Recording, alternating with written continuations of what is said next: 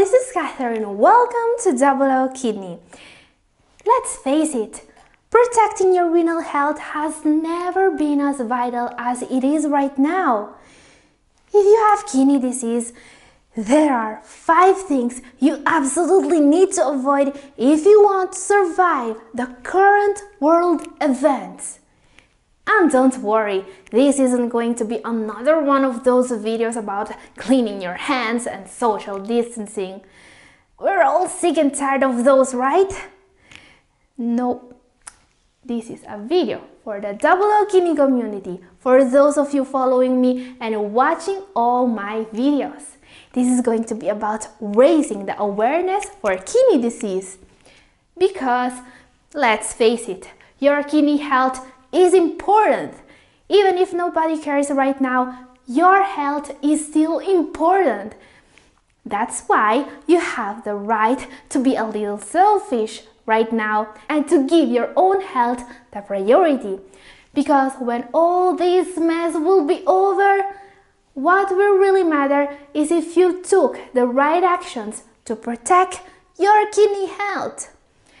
So, I'll show you in a moment what the 5 things absolutely not to do right now are. And since this is a video I'm making especially for Double O Kidney community, there's a comment from one of you I want to answer. It's a really interesting question actually. This comment is from Nina Kowasi. I hope I'm pronouncing your name correctly. In my video, Health Tips to Lower Creatinine, she asks, "Thank God, there is still hope. Thanks so much, Catherine, for your help. Please, Catherine, I'm stage 2 CKD 72 2 months ago, but my doctor recommended me not to take any action except drinking a lot of water. But I want to reverse it. What should I do? Since I need to work with my doctor." Hello, Nina. I always tell people here to listen to their doctors and to do what they say. But in your case, I will make an exception. I don't really like this advice from your doctor. You see, in a way, you are lucky. I mean, having kidney disease is not something you should be underestimating. But being diagnosed as early as you was is definitely a good thing, because you can totally manage the disease and you have the best chances of reversing it.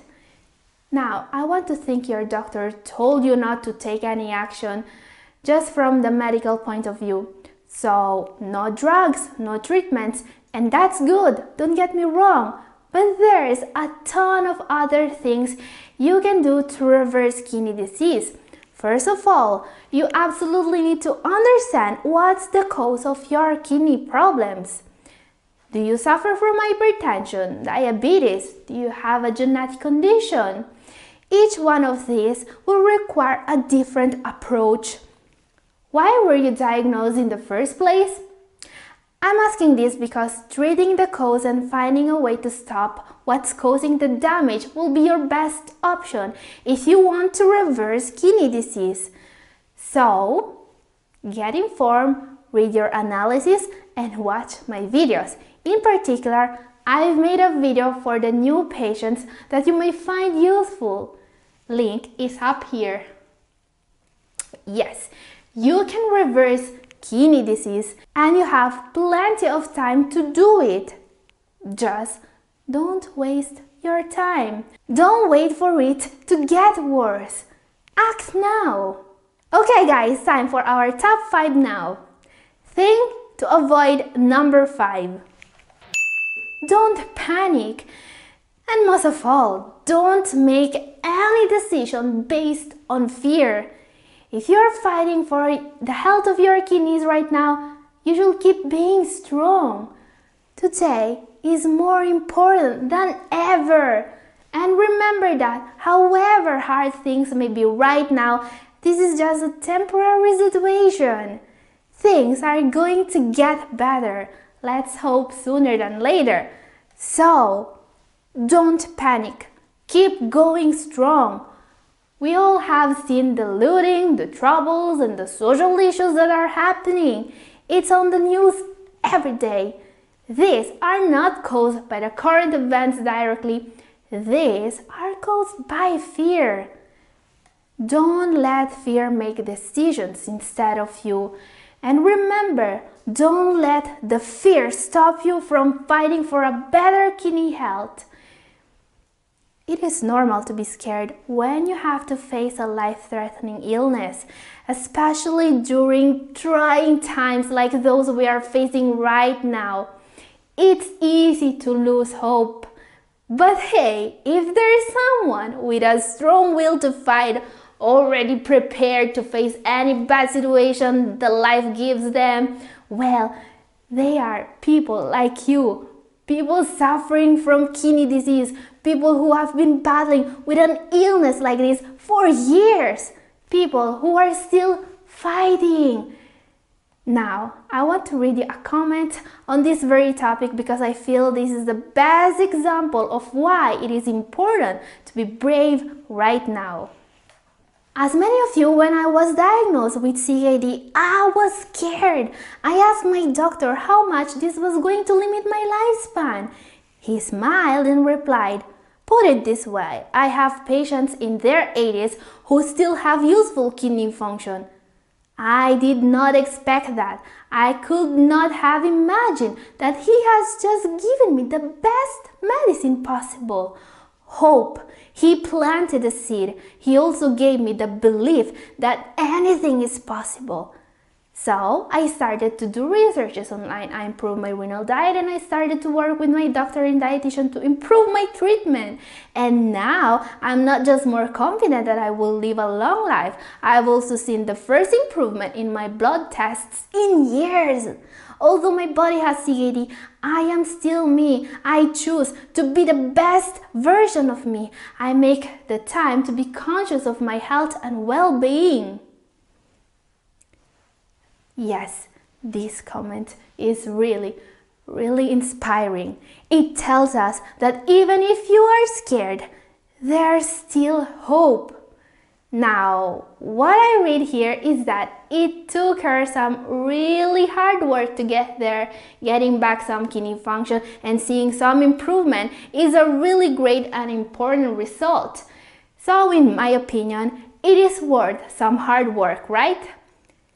Now, this comment for me means hope, and hope is what we all need right now. So, if you know anyone who could benefit from a boost of hope in their fight to beat kidney disease, send them this video now so you can help them. Because people can actually improve their renal function and lower their creatinine levels, even during bad times. Now, this comment also made me think about my relationship with God. I don't usually talk about God or religion much in my videos, but it does help, you know. It made me braver when I was scared. In my opinion, if you're religious, now it's a great time to start praying a little bit more. Now, I don't mean in a church. You can also pray by your own. You know, praying has greatly helped me overcoming my most difficult times, and I feel I couldn't have done it without knowing God was there to listen and to help me. By the way, if you want to talk about this, leave me a message in comment section. You know that I always answer, right? Time for our number 4. You should absolutely avoid to make your own health a low priority. Yes, that's a big mistake right now. Absolutely avoid to give your own health a low priority. If you have CKD, you are more at risk than others, that's a fact. My recommendation is that it is okay to be a little selfish right now, and this is not an advice that I'm giving lightly. Being selfish is not a good thing usually. I mean, especially for people with children or nephews, being selfish is totally not a common thing to do. But the events that are going on these days are not common. For example, there was news on the papers of a New York man who refused to let his 21-year-old son back into his home after the college student went on a spring break trip to Texas. Maybe you've read about it? New York dad refuses to allow his college kid son, 21, home after he ignored his warning not to go spring break partying in Texas amid fears for his family and grandparents. Matt Levin, 21, and friends went to Texas for spring break. Dad, Peter Levin, 52, told him to come home instead. Matt didn't listen, leaving Peter no choice but to bar him from returning home. Peter said that Matt's grandparents live in the home and it was too dangerous. When Matt flew back home, Peter stopped him from going inside and sent him back on the road with a trunk full of groceries and $300 cash. No. When I read about this, I was incredulous. How is this news? Come on, what should the father have done? Let his son come back home and risk the lives of their grandparents? I don't know. Because, as you may already know, seniors are more at risk, just like people affected from chronic illness, especially kidney disease. So I totally feel the father was in the right here, sending his son back to college and not letting him inside the house. And guys, let me know in comment what you think about this, alright? I really want to know if you feel a lot differently about this piece of news than me.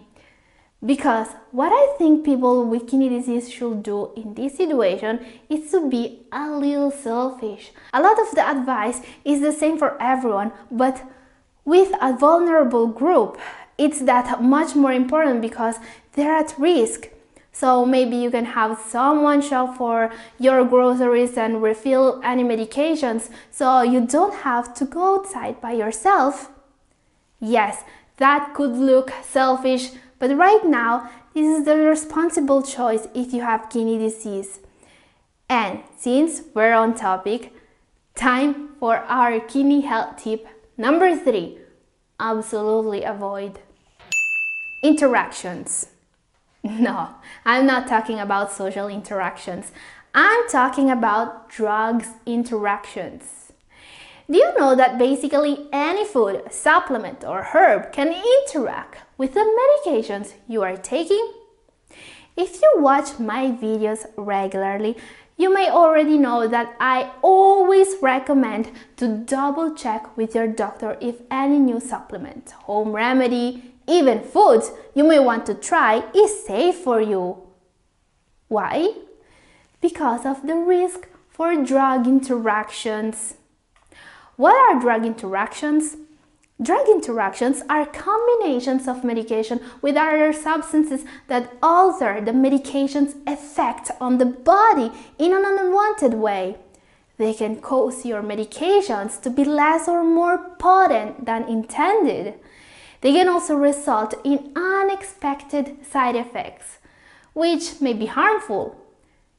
Now, if you use multiple medications, you should be especially mindful of how the drugs can interact between them. Okay, your doctor should be the one that double checks that everything you're taking is not going to cause troubles actually. But do all doctors do this? Nope. This is why you should be aware of this risk if you want to protect the health of your kidneys. But a lot of drugs can have interaction. I see a lot of patients that get prescribed 10 or maybe 20 different drugs from several specialists to treat different diseases and symptoms. It's not that uncommon. Actually, elderly patients in a lot of cases take up to 5 pills per day. The problem here is that one of the main functions of the kidneys is to actually process and get rid of drugs. So everything you take has an effect on the health of your kidneys because they have to clear it. The kidneys are always the body's first line of defense against toxic ingredients and chemicals, but they are also taking the biggest blow. Now, some interactions are more tricky than others and you should pay particular attention. For example, vitamin K rich foods plus warfarin. Yes, I'm talking about foods here. If you are on warfarin, a very common anticoagulant drug, you should always maintain a consistent intake of vitamin K. So you may want to avoid introducing a lot of kale, spinach, and other leafy greens to your diet suddenly. Vitamin K is vital for the production of clotting factors that help prevent bleeding, but anticoagulants like warfarin exert their effect by inhibiting vitamin K. Therefore, an increased intake of the nutrient can antagonize the anticoagulant effect and prevent the drug from working. This will be really dangerous. Another example, statins and grapefruit juice. Statins are a very controversial drug. They're often prescribed to kidney patients, but are also known to cause kidney damage, and they can interact with grapefruit juice. Some compounds in grapefruit can cause an increase in medication potency by interacting with enzymes in the small intestine and liver. This interaction partially inactivates a number of medications under normal circumstances, so patients should avoid eating grapefruit or drinking grapefruit juice while statins. Now, drug-to-drug interactions are even more common and the effects may be even worse. How to avoid the risks from drug interaction? Bring a complete list of what you're taking and why you're taking these medications along with your last lab results. Every time you see your doctor or any physician that's supposed to prescribe you something, before taking a drug, ask your doctor or pharmacist the following questions. Can I take it with other drugs? Should I avoid certain foods, beverages, or other products? Remember that when your doctor prescribes you a medication, it's always a risk versus benefits situation. In theory, the benefits have to outweigh the risk, but this is not always the case. You also need to make sure that all of your doctors know all of the drugs, herbs, supplements, and vitamins you are using. Even if you take only one medication, it's a good idea to talk with your doctor or pharmacist about what you are using so you can identify possible interactions. This advice applies to both prescription and non-prescription drugs. This is especially important in the current situation since taking any health-related risk will be really unwise right now. Our next big mistake to avoid. Number 2, running out of medications. Okay, this is definitely one of the worst mistakes you can do right now. When it comes to your medications, you do want to take extra precautions to make sure you have the supply you need, especially if you're part of a vulnerable population. This isn't for fear that drug companies will run out of your drugs. It's so you don't have to run out in the next days. Unfortunately, health plans generally enforce refill restrictions. If you have a 30-day supply, for example, you cannot get a refill until day 24 or after. Health plans impose these rules to keep patients from having too much medication at home. However, on March 13, the American Pharmacists Association, APHA, issued a statement asking health plans and benefit managers to waive their interactions. This will allow patients to get early refills with ease. So how much medication should you have? Try to get a 90-day supply if you can. Ask your pharmacist if they can fill a 90-day supply instead of a 30-day supply. If your health plan limits the amount of medication you can get, ask your provider to help you apply for a quantity limit exception. And talk to your health plan. Call your insurer directly and ask them to allow you to get a refill before the refill date. But most of all, don't take no for an answer. Advocate for yourself and get others like your provider and pharmacist to speak up on your behalf. Now, what you may ask is, how do I get medication if I can't leave my house? You may be able to get your medication delivered directly to you. Here's how. Reach out to big chain drugstores. Take Advantage or CVS or Walgreens. Both companies are currently offering free home delivery of prescription drugs. Call your local independent pharmacy. Many smaller mom and pop pharmacies typically deliver medications for free. Try a mail order service. Now might be a good time to check out mail order pharmacies. They often offer great discounts and free shipping.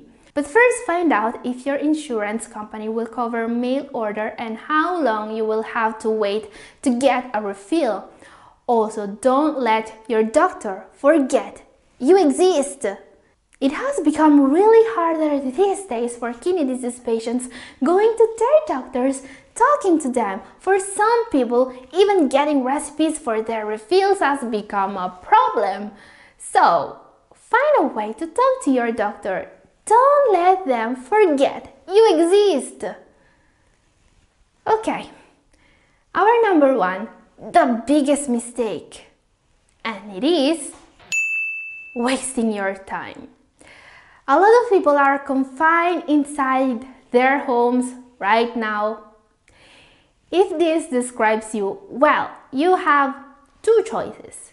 You can spend this time worrying, or you can spend it doing something useful and improving yourself. A great way to do so would be getting informed, like you're doing, for what I can tell. See, there is already a bright side. So keep getting informed and keep fighting to improve your health. Yes, information is power, especially when it comes to your own health. So if you want to know more about fighting and beating kidney disease, I've made a playlist with all my best educational videos, because this will be a great way to spend some free time and also to overcome the current world event. And I'm making a new video about some incredibly healthy herbal remedies you can actually grow in your vase or in your garden. So stay tuned and don't forget to subscribe. As usual, thank you for watching. This is all for today. See you on next Tuesday.